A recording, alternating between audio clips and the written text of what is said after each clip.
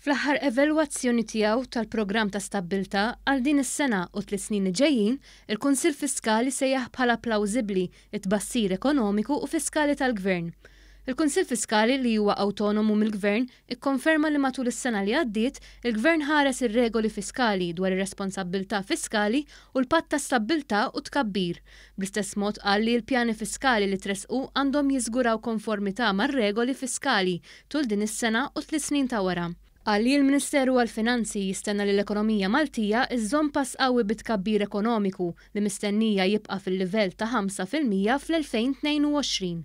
Fid-dawl ta' dan, pajjiżna mistenni jibqa' jirreġistra surplus fil-finanzi pubbliċi tiegħu, għalkemm inqas minn dak li rreġistra matul is-sena li għaddiet ta' 2% tal-prodott domestiku gross.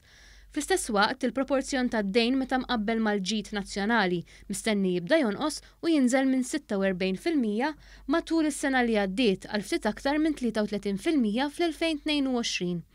Il-Kunsill fakkar li minkejja xenarju fiskali tajjeb, il-viġilanza tibqa' importanti.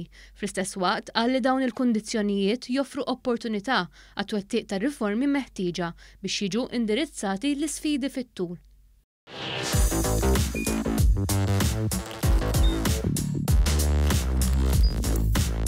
Idħol fuq one.com.mt u hemmhekk tista' tara l-programmi kollha li jxandru fuq One permezz ta' One Play.